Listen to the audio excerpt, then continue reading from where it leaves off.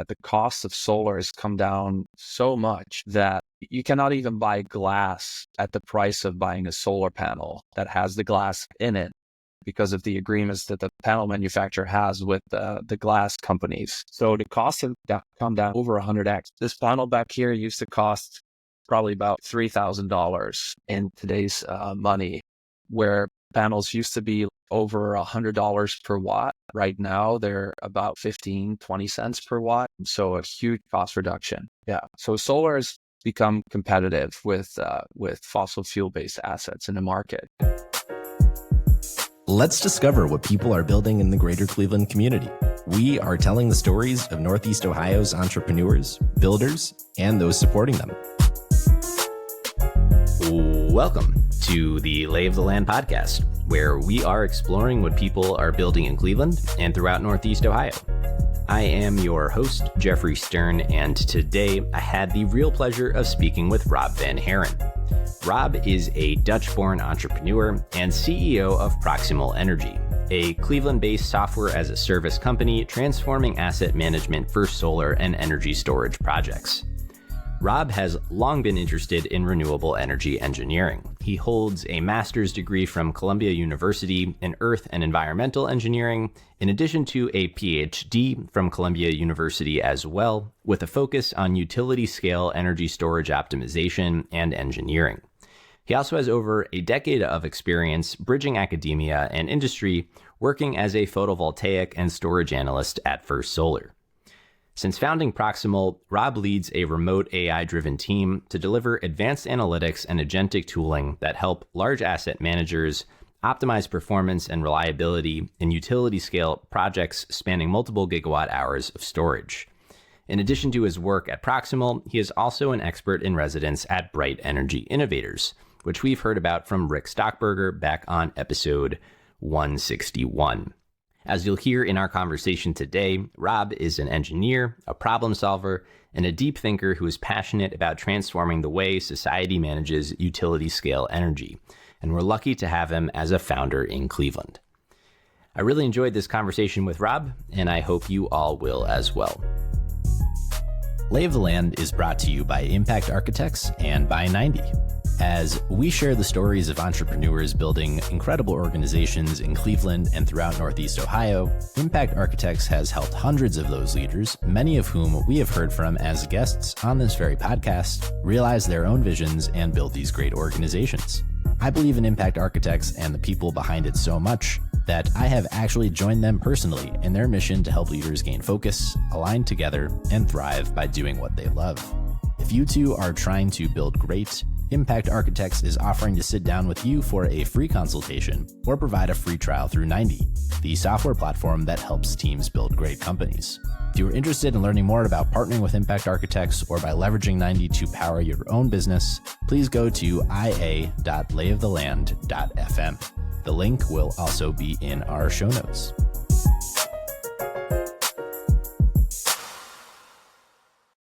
We first met at this local gathering of folks who were interested in what Polly would call, deep and meaningful discussions about pressing issues facing civilization, I think is the framing. And the topic of the day at that time was energy and environment and climate and, these kinds of topics. And I think it was a particularly fun time to meet you specifically as someone who had so clearly thought deeply about that set of topics before. And that was before I even knew you were a founder and building these companies in the space of energy and clean energy specifically. So I really just wanted to start there. If you could kind of take us through the evolution, if you will, of your intellectual journey through energy and what kind of sparked your interest. Sure. Yeah, I can certainly do that. Because really growing up, I think I was interested in a lot of things, actually. Early on, I wanted to become an archaeologist because I wanted to be like Indiana Jones. Then I actually spent a lot of time wanting to become a fighter pilot in the Air Force, in the Dutch Air Force, which, by the way, there's only like 10 spots for every 100,000 applicants because we don't have that many planes out there. So I went through the selection process and was like, in the later stages, we had to fly like simulators and stuff like that. But then I failed because of a stupid mistake I made during one of those simulator flight tests. And I needed to have like a backup option, right? So I applied to the University of Eindhoven, where they had this really interesting program called Innovation Sciences, or in Dutch, Technische Innovatiewetenschappen. And Innovation Sciences was a beautiful program because it kind of mixed the technical side of innovations to the societal side and like the psychology of decision making and things like that, and understanding how innovations actually spread through society and what you need to do in order to make that process more successful. Great book, by the way, Diffusion of Innovations by Everett M. Rogers. It's like the Bible to me. It's a beautifully written book about how you can optimize the adoption of ideas within organizations or societies, and it's a really cool book on that topic. So within innovation sciences, I was focused on sustainable energy technology. That was always kind of like my passion early on. I don't know where that came from. Maybe it's because my mom always made me turn off the lights whenever I left the room, and she was very strict about that. We needed to save energy wherever possible because it just impacted our finances. So I got into sustainable energy technology also because early on I saw so much potential in solar energy. And it's such a beautiful technology, right? It's so simple. Like you have your solar panel, or like this one over there. That one's from 1970, by the way, a pretty old school one. But you have your solar panel, and you just convert photons from the sun into electricity, and it's such a beautiful technology. It's so simple, and the input energy is so abundant, so it just made total sense.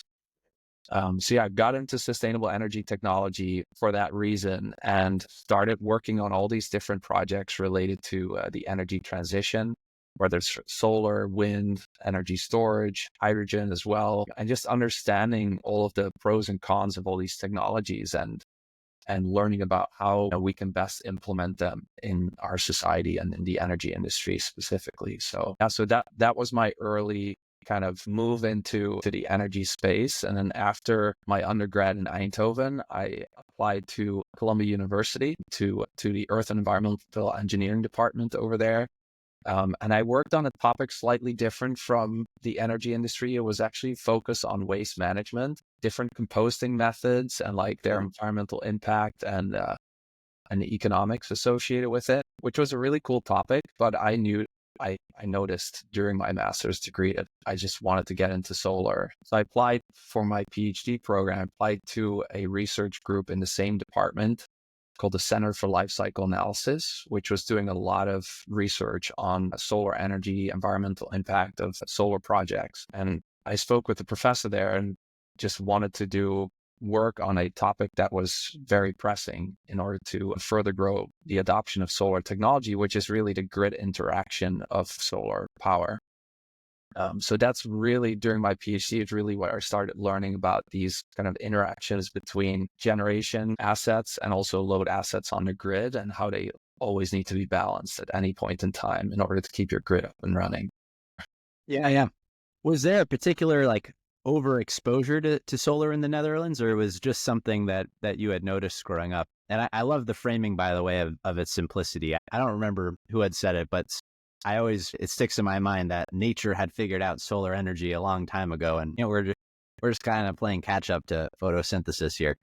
Yeah, that's right. There's this fun comic on this cartoon, I guess, this caricature that's trying to drill down into the ground to find energy, and the sun is shining on the character's neck, and it's like hot and all that stuff, and he's like, there must be energy down there somewhere, but meanwhile we're receiving 1 kilowatt of power from the sun under full sunlight conditions per square meter of surface area. So it's so abundant, people don't even realize it. But yeah, where I think really that in the Netherlands, it's just like it's the country that's 2/3 under sea level, right? So there's no country that would be more concerned about sea level rise than the Netherlands itself, right? So, and actually, it's a fun story. In 1995, we had very high water levels in our rivers, and I grew up in a small town that was surrounded by dikes, kind of like the the story of the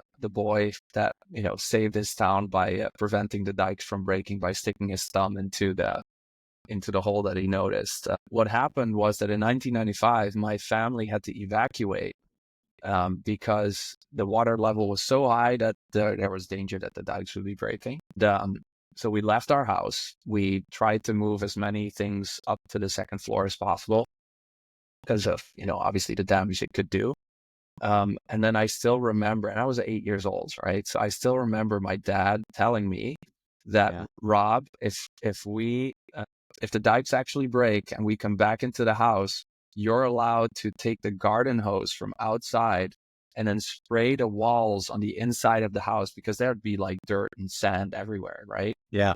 He was telling me that I could then do that. And I was hoping so much that the dikes would break, I couldn't wait for that moment to just, spray the inside of our living room where I grew up. But yeah, it's definitely like a big topic in the Netherlands, and obviously decades ago already, probably 100 years ago, the water engineering really, and building engineering structures to protect our land from flooding became a huge topic of engineering at universities. So yeah, now it's so interesting with wind and solar that we can actually like tackle the problem at the root cause by simply trying to prevent more carbon dioxide, and of course methane reaching the atmosphere. So I guess that's where it started.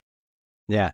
So I can understand how your interest maybe ultimately brought you through the world of academia, completing this PhD in engineering with a focus around energy storage and its optimization. I'm always curious about this transition from academia to, application, from theory to practice, and where you began to feel, an entrepreneurial inclination about the problem space you were exploring, and just your whole, like, the evolution of that thinking.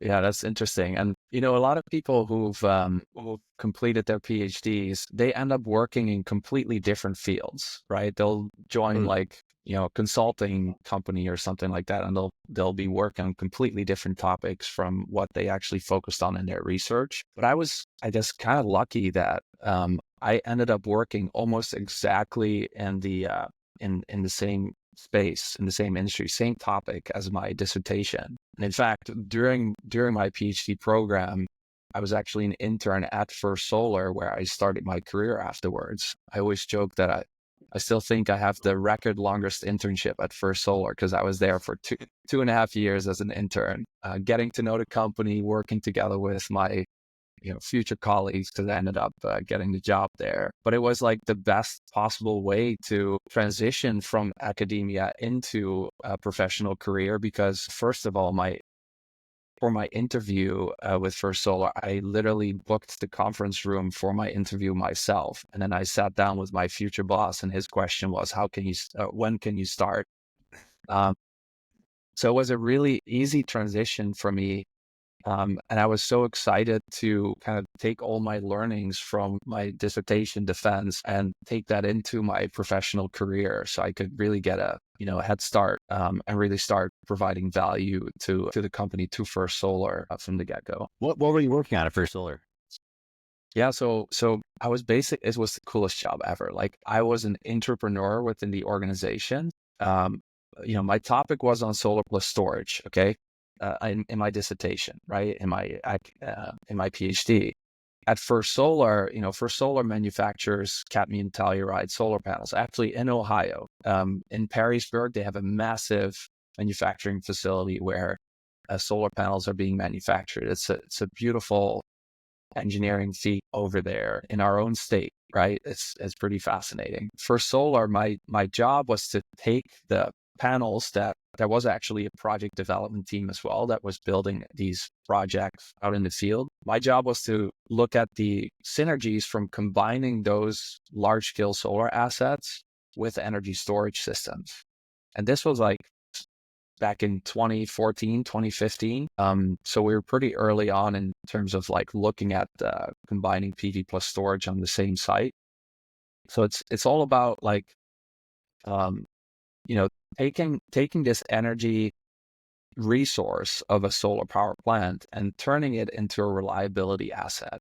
My former colleague used to always say, reliability is the most important thing for a utility. That's the most important thing. The second most important thing is reliability at the lowest cost, but reliability is first. So we really did a lot of work trying to educate utilities across the US to help them understand the benefits of combining these two assets on the same site. And actually we vetted a whole bunch of different startup companies in the United States. And we also visited large manufacturers of batteries in China and other places to see where the storage industry was going, so that we could strategically set up for solar for success in this area of PV plus storage. So yeah, so that was my job there, and it was the best job ever. I was still doing all of the project finance modeling and the techno-economic modeling that I did a lot also during my PhD. But at the same time, I learned so much about running a business and understanding how communication works or sometimes it doesn't work in large organizations. So it was like the best possible way for me to get introduced to entrepreneurship while being part of a much larger organization. Well, and it seems like in parallel to that work and some of the studies you were undergoing, that you had this entrepreneurial, I don't know, side hustle, alternative explorations. It also seemed like if there was a theme to them, it was maybe tethered to this interest in the power of the crowd and crowdfunding. And I'd love to just sure hear about that detour. Yeah, definitely. That brings me back because that's a while ago. So and this started actually during my time at Columbia University already, because while studying and doing research on solar plus storage, my buddy and I were wondering, how is it possible for us to help out in the solar industry? Can we build our own solar project, right? And we noticed that, living in New York City in an apartment the size of a shoebox, we didn't have our own roofs to put solar panels on, obviously, right? So we were like, why can't we? And there's still a lot of capital. There are people who live in New York. I mean, you have to be like a millionaire in order to live in New York City these days. So we were thinking, what other buildings are out there that need solar panels on them, where there can be some synergistic value to be had that people could then help make possible. So we were thinking of this platform, a software interface where people would be able to see the top-down view of a roof. And we were hoping mostly to get schools, public schools roofs and private schools, and that there would be a layout of solar panels on that top-down view. And people who would be interested in contributing to the solar project could then effectively click the solar panels that they wanted to fund. And this way our hope was to let them make a return on their investment eventually. That ended up not working for various reasons, but we can get into that later. But that was the overall idea, that we wanted to enable all this capital in New York City to literally help schools get more solar on their roofs and use some of the data perhaps to teach about geometry and what the incidence angle of the sun to the solar panel, how that impacts how much electricity you're generating. There's so much educational value to all that data. We're already picturing the cafeteria would have a TV that showed the production of that day, and you can literally see the clouds moving over the system. It would be awesome, right? But we ended up not achieving what we wanted to achieve, because back when we started, it was not possible yet to give people a return on their investment, on their contributions to the solar project. This was also during the time when cryptocurrencies became a thing. And I actually created a Coinbase account early on, because I was like, we got to look into maybe if we can use crypto for giving people a return or something. So we looked at all these things and it ended up not working. But I had spent so much time on the UI. I was like, why don't we take this platform that we have now and turn it into a personal crowdfunding platform? And this idea kind of stems from the fact that my wife and we always used to create this collage of pictures from the year that we had spent together, because, around the holidays, we really like to make jigsaw puzzles. And so we would take that collage of pictures and get a custom jigsaw puzzle sent to our house, and we would put the puzzle together at the end of the year. It was really fun. And I was thinking we can apply the same thing for personal crowdfunding platforms. Imagine a canvas with a collage of pictures behind it, and every click that you do on the canvas will expose some of those pictures underneath, and each of those clicks would be $10 worth of funding to that person doing the campaign.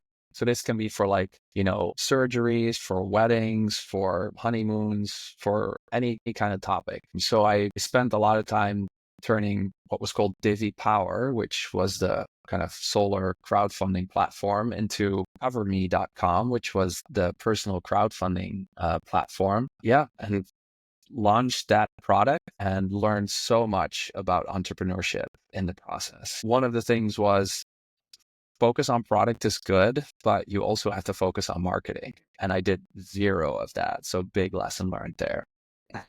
So the groundwork I would say is laid here in setting the context for founding Proximal Energy. You have really this extensive history thinking through solar plus storage. You have this applied experience through First Solar. You have your entrepreneurial explorations and the learnings from those. Take us to the founding of Proximal Energy. What is it, and where did the kind of founding inspiration for it come from? And we'll follow the journey from there.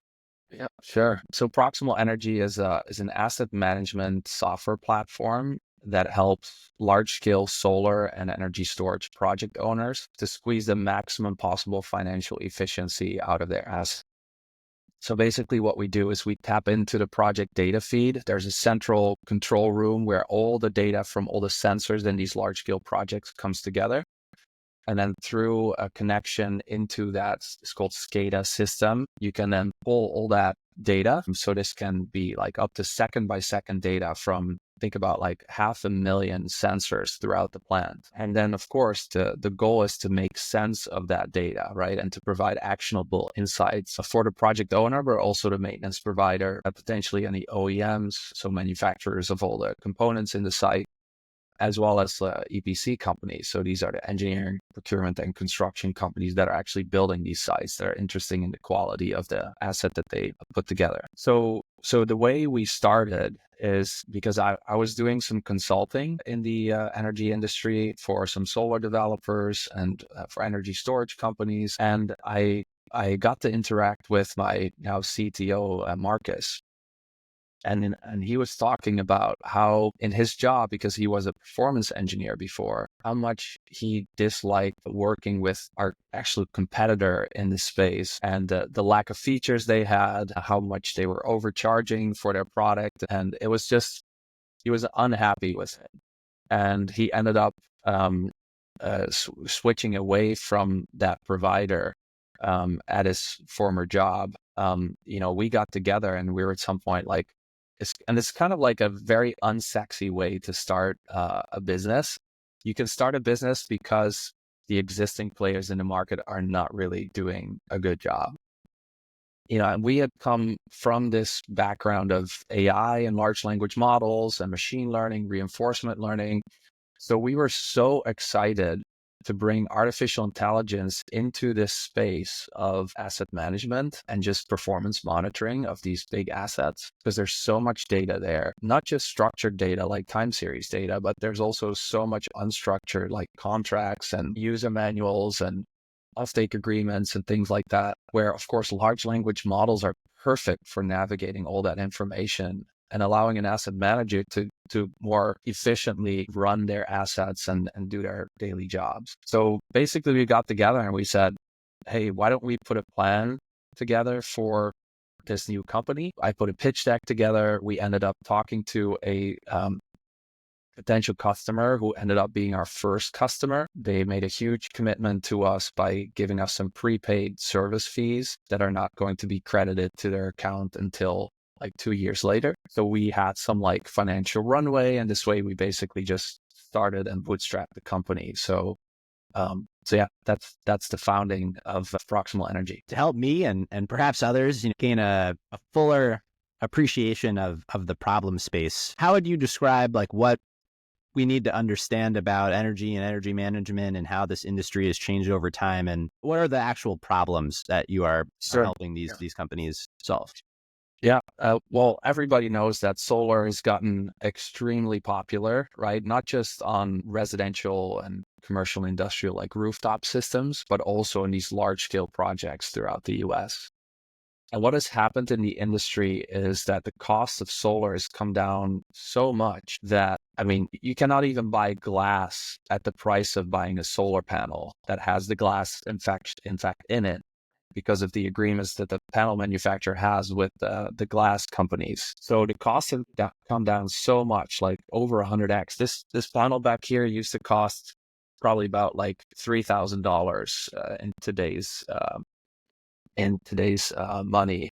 And right now, where panels used to be like over $100 per watt, right now they're about like 15, 20 cents per watt. So a huge Wow. cost reduction. Yeah. So solar has become competitive with fossil fuel based assets in the market. But what also has happened is that in this road to becoming more competitive, the maintenance providers for these large scale projects have seen their prices just drop precipitously to a level where it's almost like some companies are starting to back out of deals because the price they're going to get for it is just not going to give them any margins. So what you see happening is that providers are selected, who are cutting corners in order to make it pencil in for themselves. And of course, that leads to lower availability levels in some of these projects. And this can be because of like you have overall system availability reductions, specifically related to inverters, because most issues in a solar project is associated with the inverters, which turn the direct current into alternating current on site. But also there's some grid availability issues, meaning there can be curtailment signals. Curtailment means that a solar power project has to reduce its output because the grid cannot handle that much solar electricity at that point in time. There's even negative electricity pricing on the grid, which is a really interesting topic. So yeah, you see the availability levels of these projects just going down. There's more and more issues. And at the same time, panels are getting thinner and even bigger. So they tend to break more often during high wind conditions. And so there's all these factors that just have caused availability of projects just to have gone down. And there's a big need for a good software application to, first of all, detect that and also to manage those outages. Because, big example we always bring up, and this is actually related to energy storage projects, is that specifically for energy storage projects, 40% of the revenue that an energy storage project generates in Texas, their operating grid is called ERCOT there, 40% of the revenue is generated in the top 10 days of the year. So in 10 days, you make 40% of your annual revenue. Now, imagine that during one of those hot summer weeks, which is typically where prices are very elevated and where you generate that revenue. Imagine if you have an outage there, right? An inverter goes offline and, it needs to get fixed because, you have some revenue that you're leaving on the table there. Now, the maintenance provider may not have their scheduled maintenance event until, let's say, 2 weeks from now, but it's much, much better for you to actually, as a project owner, to actually get the problem resolved as quickly as possible, right? But right now, that kind of communication and that kind of optimization of, hey, how much does it cost to do a truck roll and how much is the benefit from recovering some of these revenue losses that we see, that optimization is not done in any software packages. So what we're doing is we're really, with the project owner in mind and with the goal of maximizing assets ROIs, is to really get to the optimum decision making around how you manage these projects. When do you send technicians out to go fix problems? So yeah, that's the goal. I want to put a pin in negative electricity pricing to come back because I would just like to hear about that. So, with that framing of it, you had mentioned that at its inception, you were able to convince, a formidable organization to believe in the vision of Proximal and what you were building. I'm curious what that looked like. Like what was the vision that you painted for them? The kind of context you just laid out, the set of problems that these kinds of companies experience in a world where Proximal Energy has come to fruition. What does this all look like? Yeah, that's a great question. So what's interesting here is that that first company was actually an EPC company, right? So they're the ones designing the project and then constructing it. Sorry, Um, EPC is Engineering, procurement, and construction. And of course, like originally our focus was really on the project owner, which is really the customer to the EPC company, right? Because the EPC company is building this for the project owner, eventually doing this work for the owner. But what's really interesting is that and by the way, network is just such a big reason why you move your company in a certain direction, right? And why you take on jobs. We had just such a good relationship with this organization. It's called McCarthy Building Companies. They're a pretty famous solar builder in the United States. So we had such tight relationships with this company that we were almost like became part of their team. And they were in a situation where they had their EPC business up and running, and then they're getting their services started up. So they're building their own operations and maintenance team. And of course, an O&M team needs to have some kind of event detection in place, right? Like, hey, something fails on the site, we need to go look at it. And we don't just need to go look at it, but we need to know ideally remotely what's going on, so that we can then dispatch a crew to fix the problem with the right spare parts along with it in the truck. So we don't have to go back and forth, because some of these projects, Jeff, are 5 miles long. So you have 5 miles on one end, like a 800 megawatt project. It's just so massive. So we early on started working with them in order to get a software platform tailored to their needs. And we were okay with this because we knew that the needs of an EPC company were very similar to that of a project owner, as well as, of course, they're the maintenance provider too. So it will be this similar needs. So what we did was we had all these meetings with their internal teams and ended up literally just putting wireframes together, talking about like, hey, how, what are really the goals that we're trying to solve with this problem? And a big goal that they were trying to solve was, when you do EPC, that's like, for a large solar project, can be like 3-4 years or so to design and build and then commission a solar project. But then there's like 25, maybe 30 years worth of data that's generated throughout the life of that project. Now, as a company, McCarthy's mission is to build better plants. So what they want to do is they want to utilize some of the data that's generated throughout the project life to feed that back into their EPC decision making, so that they can actually build better plans by knowing a lot more information about how all of the inverters, solar panels, trackers, how all of these components are performing out in the field. And so that feedback loop for them was extremely important. And, we are 100% on board with building out those features on the platform so that they can enable that kind of information flow to build out, to improve their core business, right, of building these solar projects. And we're super excited and privileged to work with those guys. It's been a great journey. And like I said, they believed in us early on. We were able to execute on this prepaid service fee agreement. And it's just been a pleasure interacting with them on a weekly basis, sometimes multiple times a week, to get feedback on our platform the way it looks now, and to integrate new features that they're looking to have. Just for the sake of our conversation here, I'd love to layer Cleveland into this journey and tell us a bit about Proximal as it relates to Cleveland and how the two intersect. Yeah, sure. So Proximal is headquartered in Cleveland Heights. It's not the place where you would expect some SaaS software company to be based. But I mean, the reason why we got here, right, is because my wife is originally from Cleveland, and we met in New York City. I always joke about the people who moved to Cleveland, because I get the question a lot, like, why did you move to Cleveland? It's the perennial question. It's the perennial question. Yeah, exactly. So I always joke about, like, you either moved to Cleveland because you grew up there and you ended up going to school in a different place and then you moved back to Cleveland. That's option number one. Option number two is that you're the spouse of that person. That was my situation. So, we were living in New York City. We were like, where are we going to start a family? It was not going to be in like Manhattan. So we decided to move closer to the in-laws. And yeah, they're very close, 3 blocks away. So we get a lot of help, which helps a lot because, of course, the other grandparents are across the pond in the Netherlands. So yeah, so that's how I got to Cleveland. And it was really just, our company is AI first and remote first. So we're all working from our homes. We don't have an office. One thing that I do like to brag about is that our company spends 1 week every 2 months or so together in a cool Airbnb in a city where we all decide like, oh yeah, let's go there.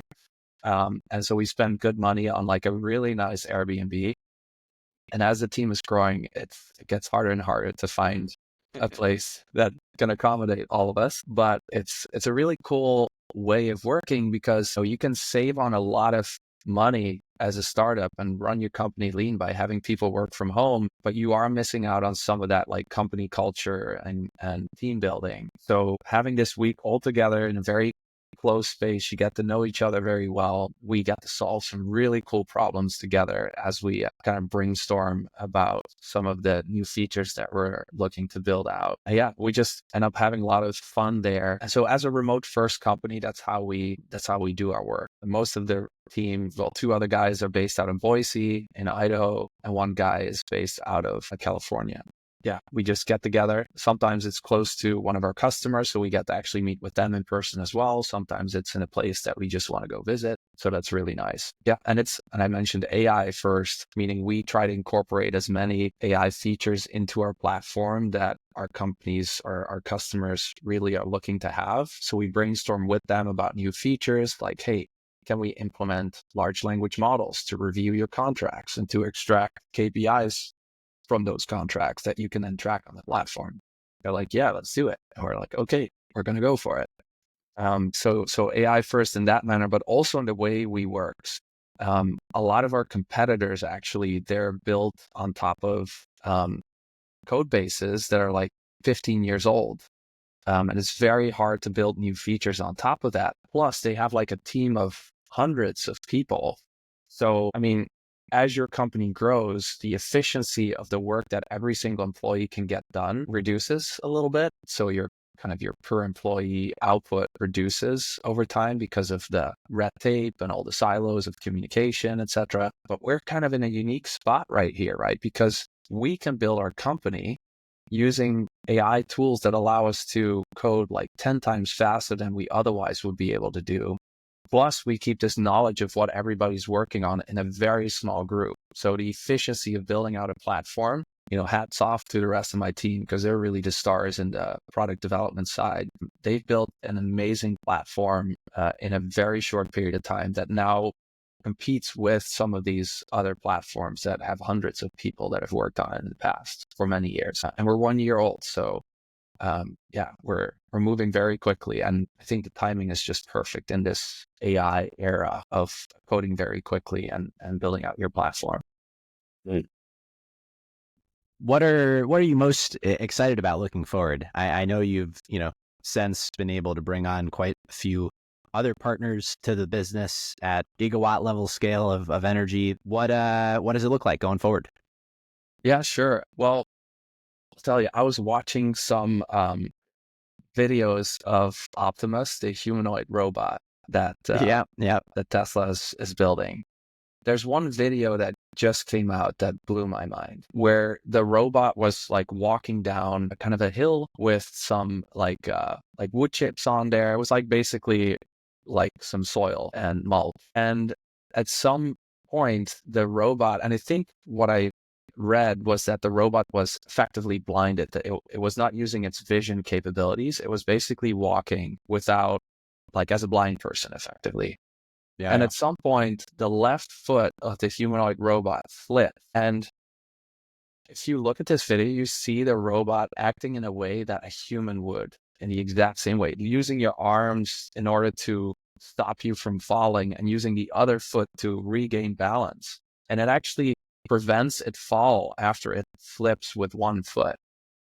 Really fascinating. And I am so excited about the development of robotics in the renewable energy and storage space because cost efficiency is so important in our industry. As you can imagine, some of these massive billion-dollar facilities, they don't have someone on site 24/7, and if something breaks, more often than not, you should be able to at least do some like investigations, inspections of the issue by having potentially a humanoid robot that's sitting on site just waiting to do work to be dispatched to one of these, let's say, inverters, open it up and see what's going on. Oh, look, there's a rodent infestation in the inverter. So we clearly that's something that needs to get resolved because they're, chewing through the comms cables. So I think there's a huge opportunity for robots along with, of course, AI and a good software platform to connect all these things together that we can further improve the efficiency, uptime, and availability of these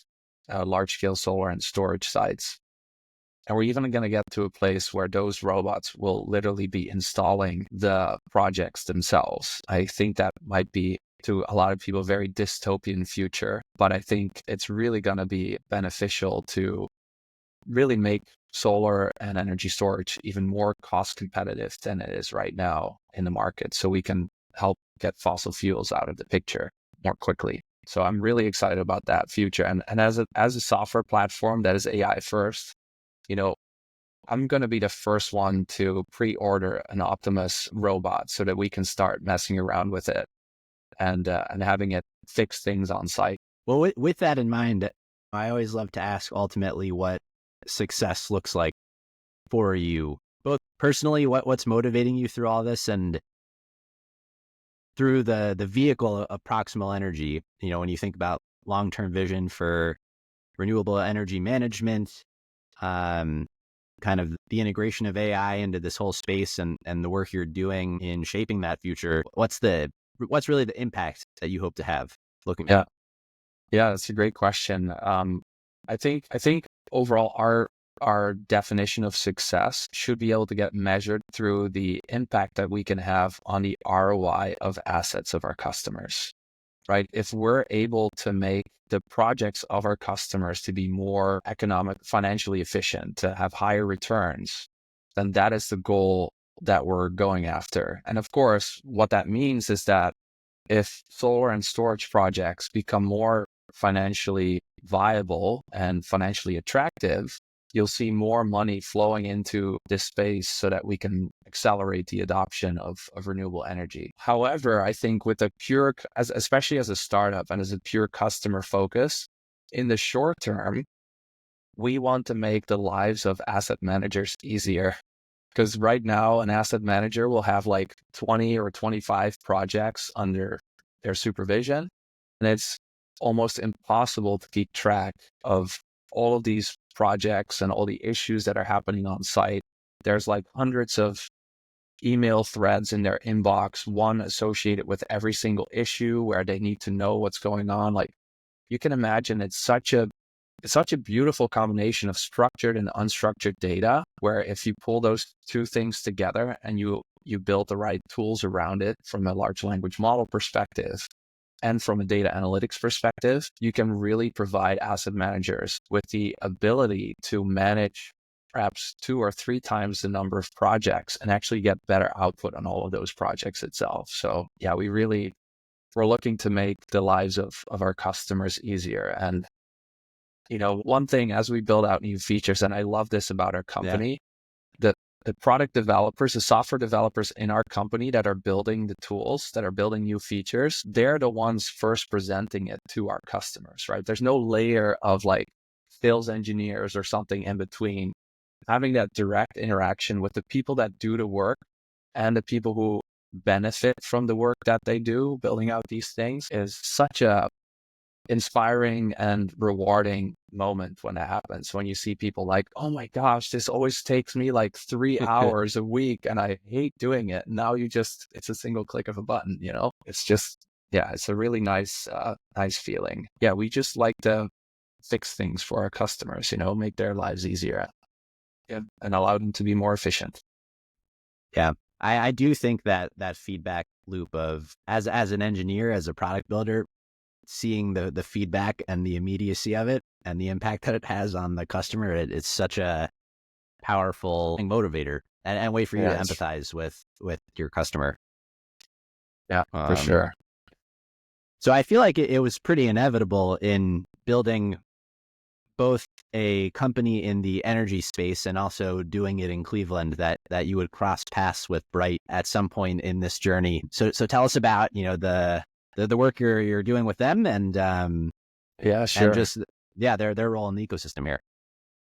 Yeah, so Bright, as probably most people know who listen to podcasts, is an incubator for energy companies based out of Warren, Ohio. So very tightly connected with the rest of the ecosystem here in Northeast Ohio. And I came across Bright many years ago, but back when it was still called D-Bike.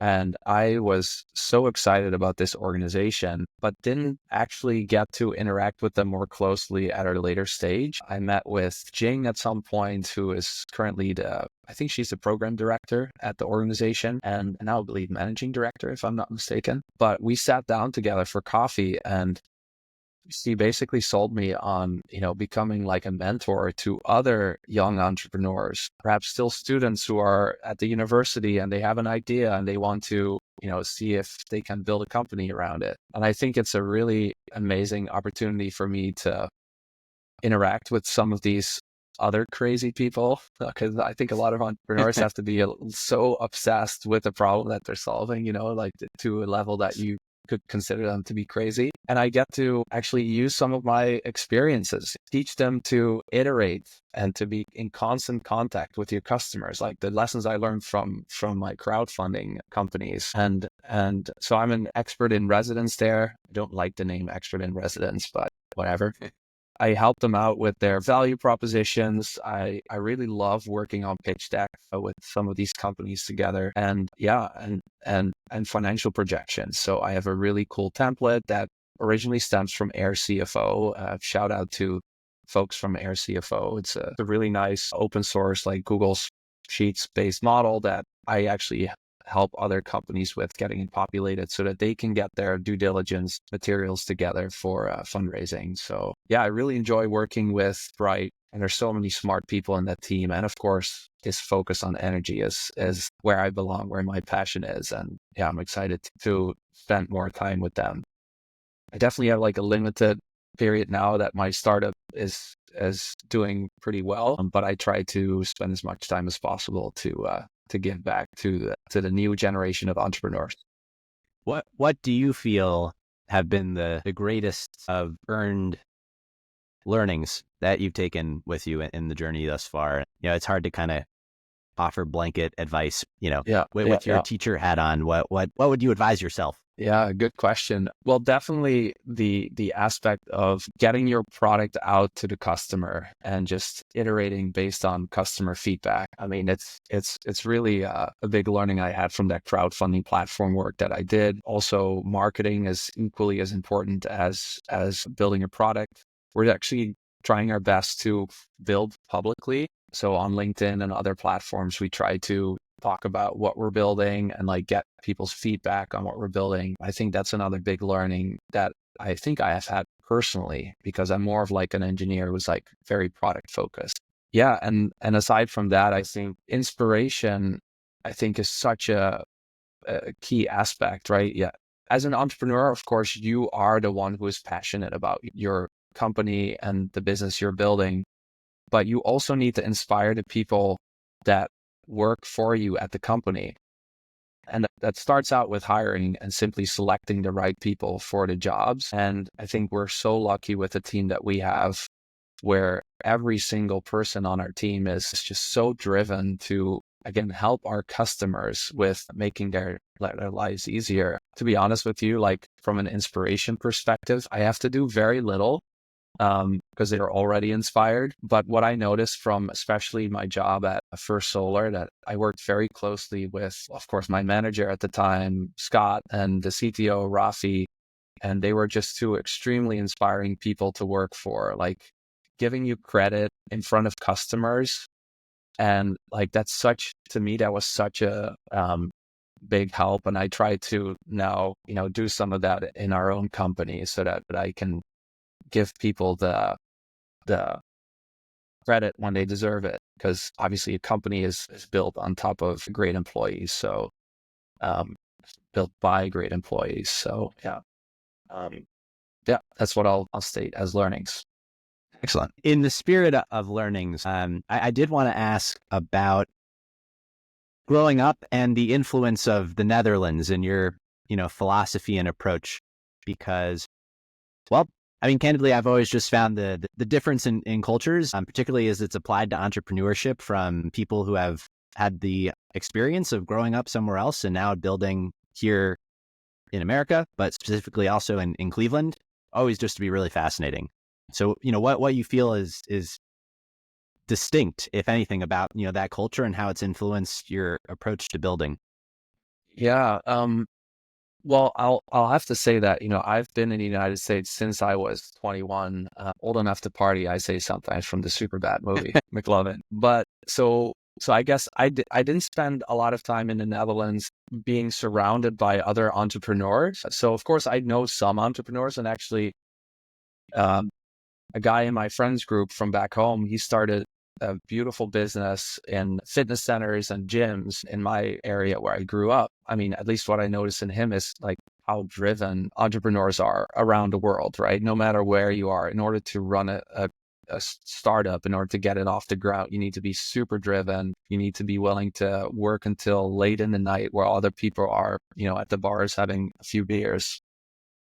Sacrifices you have to make. And especially, I think in my case, especially being surrounded by also people here in my home, like my wife is doing most of the taking care of the children. And I cannot imagine what it would be like if, we didn't have that kind of support in my house, and I would have to, be an entrepreneur, but at the same time, take half the load of what my wife is doing. She's amazing. Yeah.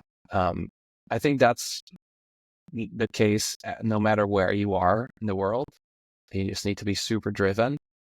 And aside from that, I think the Netherlands is a country of explorers, right? Like from centuries ago, it's a country of explorers. And when Dutch people see that there's something wrong, they say something about it and they try to do something about it. So it's kind of like this mindset where they kind of speak their mind and try to do something about the problems that they see in the world. So yeah, I'm happy that I'm from there, and I believe I have some of that in my blood as well.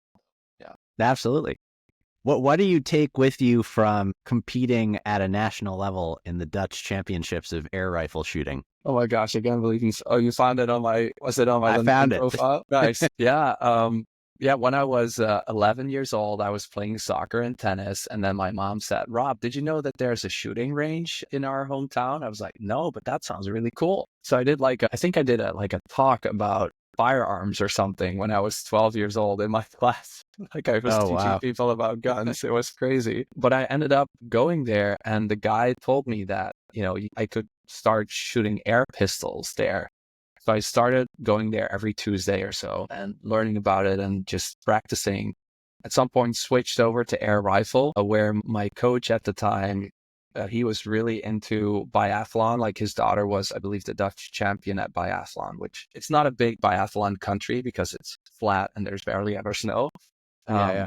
But he started coaching me, and I ended up being much better than I expected, and ended up winning the silver medal in the Dutch championships of air rifle shooting. So, but again, it was a long time ago. I don't really practice it anymore. So, but you exercise your competitive nature in company building in different ways. Yeah, that's right. Yeah. Amazing. Well, as we round it out here, just for my own personal edification, if you'll indulge the detour, I would like to just hear about negative electricity pricing. Then we can round it out in Cleveland. Nice. That's awesome. Yeah. So, and it's really fascinating, right? Because if you think about negative electricity pricing, what that really means is that you can take electricity off the grid and get paid for doing that, right? So the first question is like, how on earth do we even have negative electricity pricing? Because somewhere there needs to be generators out there that are willing to produce electricity and then actually pay money at the same time, right? And the way that originates is because there's power plants on the grid that have a lot of moving parts and a lot of they'll experience a lot of thermal wear and tear if they were to shut down their plant and then start it back up. So coal-fired power plants, for example, they don't like to, as they call it, cycle. Like during the daytime, they would drop down to 20 or 30% of output, and in the evening time, they would go back up. And because of that fact, what they do is they say, okay, we'll just bid the price of energy equal to what it would cost us in order to cycle the plant down and then back up. So that way they are bidding negative electricity prices. Okay. And that's how negative prices originally originated. So they don't want to shut their plants down. Therefore, they're, willing to pay money to keep producing. The second reason is because renewable energy credits. So a lot of solar and also wind projects, they get kind of a certificate for every megawatt hour of energy that they produce. And that certificate they can then sell to, let's say, Meta or Google, and Google can then use that to say, okay, here's 1 megawatt hour of green electricity that was produced. We are using that to offset our total annual consumption on the grid.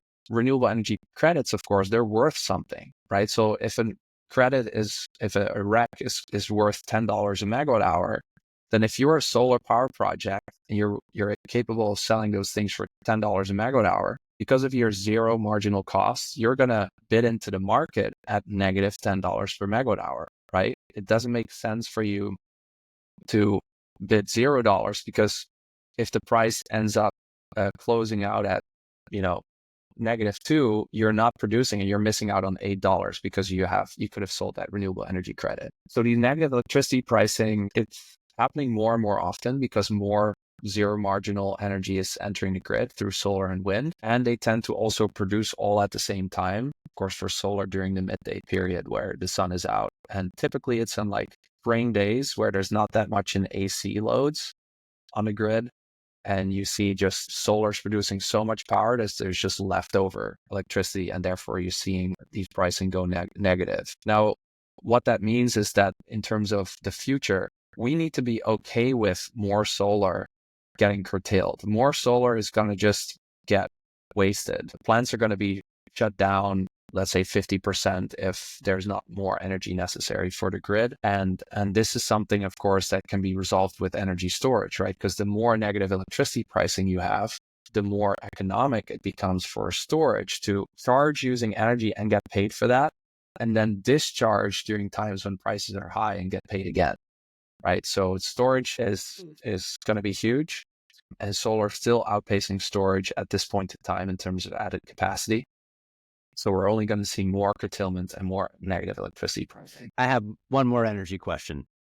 And it really comes from a place of, like many technologies, but I think particularly electricity, it's really one of those societal infrastructures that we take for granted in that, most of the time we don't really think about it except when it stops working. I guess, what do you wish more people understood about how it works and misconceptions people have about it? If you could wave a wand and everyone understood something about energy and the grid, what would it be?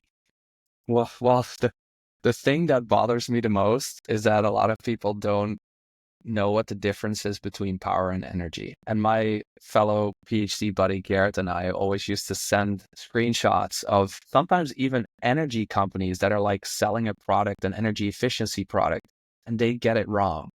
And it's so weird that the reason why this happens is because the unit of watts, 1 watt, is actually a rate. So you could compare watts to miles per hour. So it's a continuous thing, right? It's a continuous rate. And actually 1 watt is 1 joule per second, right? But then what happens with kilowatt hours is that you multiply that joules per second, or you multiply it again by a time unit, hours, so you get back to energy. And that's something that's really confusing to people. If I could wave a magic wand, I think energy should always be expressed in some form of joules. So kilojoules, megajoules, whatever, and that we would simply get rid of watts and we would say joules per second instead. And then all the confusion would be gone. But of course, it's like we're baked in this way right now, and we just have to educate people to get it right.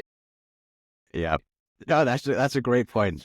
That it still is confusing to me today. I always have to think extra hard about it. It can be tough, yeah, for sure. Especially if you're not in the energy industry and talking and thinking about it every day. It is confusing. It just grew that way, and it confuses people. I think we can close it out then with our traditional closing question, which is for a hidden gem in Cleveland. Well, I would certainly say that one hidden gem here is actually our street. We live on a street where our kids can go out to our neighbors' houses and play. We live on a street where people are organizing get-togethers like a pig roast, or they're organizing like a block party or progressive dinner where you visit all the homes on your street. So that's a hidden gem, but that's not like accessible to anyone unless you're like going to buy the house next door that might be for sale. But the other hidden gems, I should say, I want to mention is a bunch of restaurants. So Doug Katz is a Cleveland, or I don't know if he's originally from Cleveland Heights, but he lived here for a while. He's started a bunch of really good restaurants. He used to have Fire, but now he has Doug, which is here in Cleveland Heights, Amba, which is, I believe, Ohio City area. Yes. I'm sure you've been there. And then there's now a new one at the Van Aken marketplace called Kiln. Well, actually, I went last night, and I think all of those places are amazing food. Every night when we go there, it's just the food is so delicious. It's like a unique culinary experience that not that many people know about. So that will be my big jam. I mean, I'm actually going to Kiln for the first time tonight. I'm very excited. Oh, you are? Awesome. That's cool. Yeah. I was there last night, and Doug Katz was actually there. So we talked with him for a little bit. So if you see him, tell him I said hi again. I will. Absolutely. Awesome. Amazing. Yeah. Well, Rob, I just want to thank you for coming on, for sharing your story. And yeah, it's great to have you as part of the community. Yeah, I appreciate it so much. Thanks for having me on the podcast. It was a cool experience. Yeah. My pleasure, truly. If people had anything they wanted to follow up with you about, where would you point them? Yeah, you could check out our website at proximal.energy. You could connect with me on LinkedIn directly if you want, and send me a message there. That would probably be the two best ways. Awesome. Perfect. Well, thanks for having me, Jeff. Thanks, Rob. All right. Take care. Bye-bye. That's all for this week. Thank you for listening. We'd love to hear your thoughts on today's show. So if you have any feedback, please send over an email to jeffrey@layoftheland.fm, or find us on Twitter @podlayoftheland or @sternhefe, JEFE. If you or someone you know would make a good guest for our show, please reach out as well and let us know. And if you enjoy the podcast, please subscribe and leave a review on iTunes or on your preferred podcast player. Your support goes a long way to help us spread the word and continue to bring the Cleveland founders and builders we love having on the show. We'll be back here next week at the same time to map more of the land. The Lay of the Land podcast was developed in collaboration with the Up Company, LLC. At the time of this recording, unless otherwise indicated, we do not own equity or other financial interests in the company which appear on this show. All opinions expressed by podcast participants are solely their own and do not reflect the opinions of any entity which employs us. This podcast is for informational purposes only and should not be relied upon as a basis for investment decisions. Thank you for listening, and we'll talk to you next week.